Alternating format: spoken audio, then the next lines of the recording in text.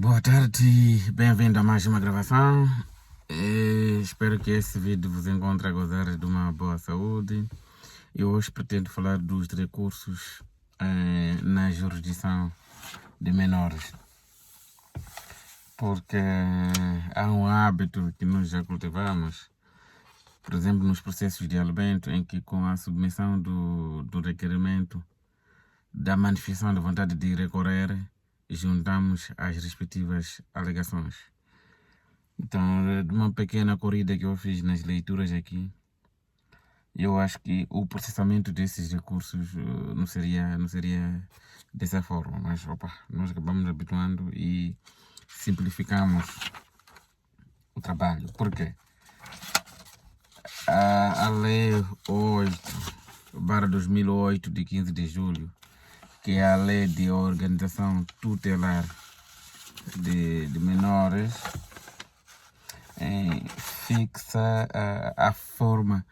fixa formas diferentes de tramitação de recurso em função do tipo de processo. Por exemplo, nos processos de prevenção criminal, regulados a partir dos artigos 23 desta lei, artigo 23 até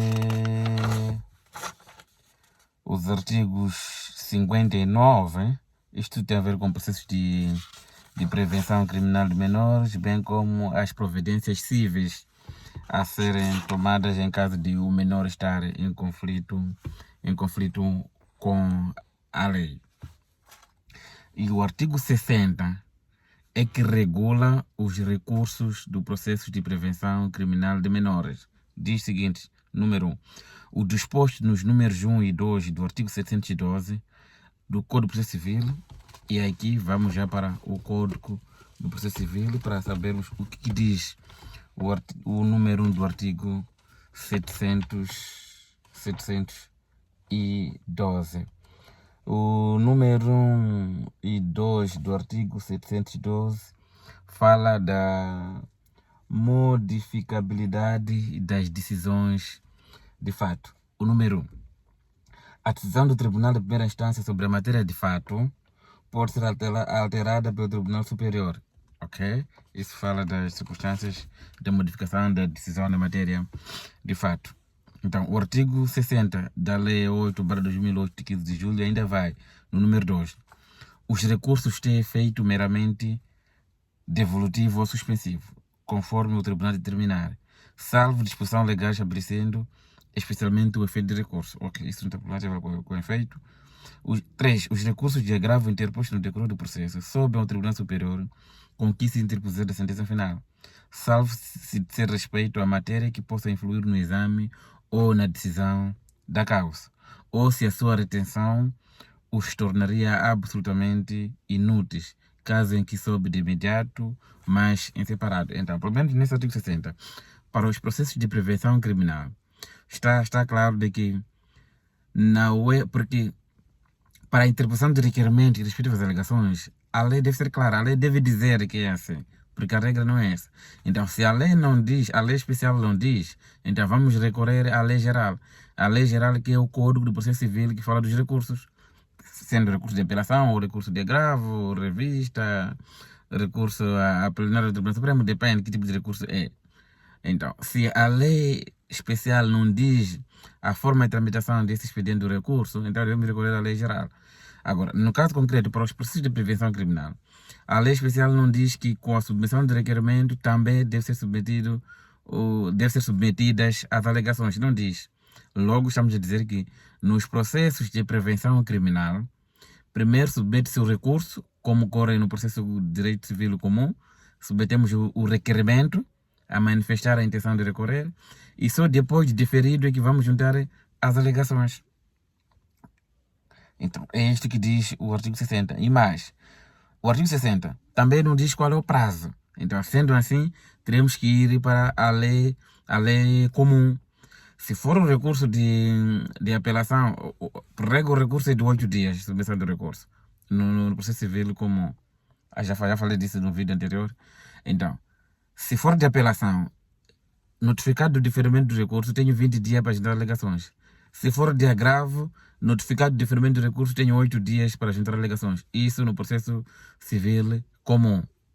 Porque o artigo 60 não fala nada sobre isto quanto aos processos de prevenção criminal. Atenção, não estamos a falar dos processos da jurisdição de menor no geral. Não estou a ir processo por processo. Aqui estou a falar de processos de prevenção criminal. E ainda vem outro tipo de processo que tem a ver com os processos. Vamos lá ver aqui. Que também tem a ver com o processo criminal. Primeiro, aquele era o processo de prevenção criminal. Depois tem outro processo criminal. Não. Aquelas medidas de prevenção criminal. Agora vem o processo de prevenção criminal. Os de artigo... Vamos lá ver isto. Sim. Dos artigos 23 a 59, tem a ver com processo de medidas de prevenção criminal. Medidas de prevenção criminal. Enquanto que dos artigos 61 a... Vamos lá ver, 61 a 83 tem a ver com o processo de prevenção criminal. Prevenção criminal do menor. Isso tudo tem a ver com a jurisdição de menor. Então, já para o processo de prevenção criminal, o artigo 84 da Lei 8/2008, de 15 de julho, fala dos recursos de prevenção criminal e já diz, no número 3, com o requerimento de interposição de recurso, devem ser apresentadas as competentes alegações. Estão a ver a diferença? Então, estamos a dizer que nos processos de prevenção criminal, com a submissão, processo de prevenção criminal na jurisdição de menores, com a submissão do requerimento de interposição de recurso, também deve estar acompanhado com as respectivas alegações. Enquanto nas medidas de prevenção criminal já não é assim, como vimos do artigo 60. Mas o artigo 84 já fala de uma forma diferente a interposição de recurso para processos de prevenção criminal. Submete-se o requerimento e com o requerimento as respectivas alegações. E outro processo, que também tem a forma de tramitação do recurso diferente, é o processo de adoção. O processo de adoção que é regulado a partir dos artigos 97 a 101. Não, a 103. Até falo da revisão da adoção a período menor. Aliás, artigo 97 a 103. São processos de adoção. E diz o seguinte no artigo 101, quanto ao recurso. Diz, com o requerimento de interposição de recurso, devem ser apresentadas as competentes alegações. Então, estamos a dizer que nos processos de adoção, se não ser deferida a adoção ou a parte entender que tinha elementos suficientes para ser conferida a adoção, pode recorrer, mas no requerimento também deve juntar as respectivas alegações.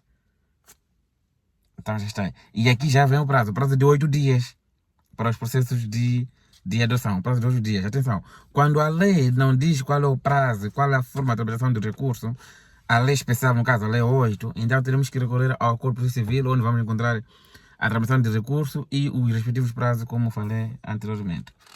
Vamos para o processo de tutela, regulado nos artigos 104 a 113, também da Lei 8/2008, de 15 de julho, Lei de Organização Tutelar de Menores. Diz o seguinte, no artigo 110, recurso. Da sentença que decreta ou denega a tutela, cabe recurso a interpor no prazo de 8 dias, aplicando-se quanto aos demais as regras estabelecidas nos números 2 e 3 do artigo 101 da presente lei. O artigo 101 é este que fala dos recursos nos processos de adoção, em que com a submissão de requerimento também devemos submeter as respectivas alegações. Então, no processo de tutela também funciona da mesma forma. Submete o requerimento e com respectivas alegações. Vamos para os processos de regulação do exercício do poder parental. Relativamente ao recurso, encontramos esse processo regulado pelo artigo 118 a 127. Quanto ao recurso desses processos de regulação do exercício do poder parental, encontramos no artigo 124. que fala os recursos de apelação, interpretação de referimento devolutivo, mas também não fala qual é o prazo e como que é submetido o requerimento e as alegações. Então, quando é assim, recorremos ao processo civil como, se for uma sentença que é recurso de apelação, temos primeiro 8 dias para agendar o requerimento e depois 20 dias para alegações. 20 dias depois de ser notificado do requerimento de deferimento do recurso. Porque aqui a lei especial não diz sobre a tramitação do recurso do processo de regulação do exercício do poder parental. E por fim vamos para alimentos, o que nos interessava. Alimentos, que é regulado a partir dos artigos 128 até o artigo 131. Temos no artigo 129, número 4 e 5, que fala do recurso, mas também não diz qual é o prazo e como se tramita em relação aos outros artigos, como vimos de adoção, de tutela. Então significa, nesses casos, quando a lei não diz qual é a forma de tramitação deste recurso, então vamos ao processo civil comum. No meu entender, em função desse artigo 129, uma vez que a lei não diz se com a interposição do requerimento de manifestação da vontade do recurso deve ser junto às alegações, então vamos para o processo civil comum, que nos ensina como é tramitado o recurso. Então, neste caso, chama a dizer que primeiro, no processo de elemento, submetemos o requerimento a manifestar a intenção de recorrer. Deferido o requerimento, juntamos as alegações, porque aqui a lei não diz. Mas a nossa prática, o hábito que nós herdamos, que até simplifica mesmo, simplifica.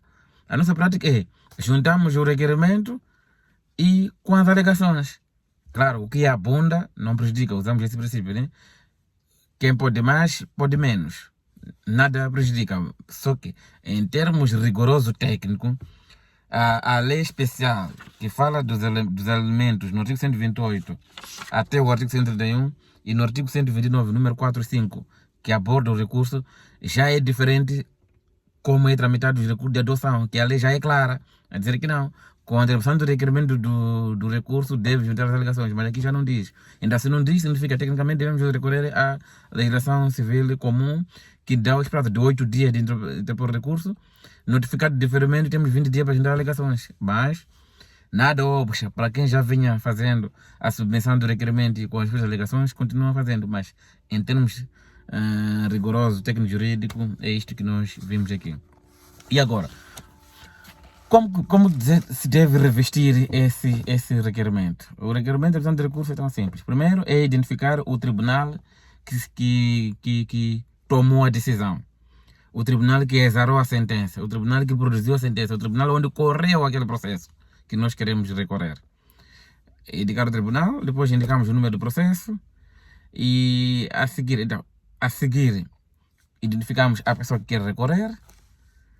Depois de identificar a pessoa que quer recorrer, a base legal, é sempre bom, eu sempre gosto de colocar a base legal. A base legal, se for na lei 8, é só ir para o artigo da lei 8 sobre o tipo de processo, se é adoção, se é medida de prevenção criminal, se é processo de prevenção criminal, se é processo de tutela, se é processo de exercício de poder parental, se é processo de alimento. Então é só ir no artigo concreto que já fiz menção anteriormente e citar a base legal. Se aqui não tem, então vamos para o processo civil.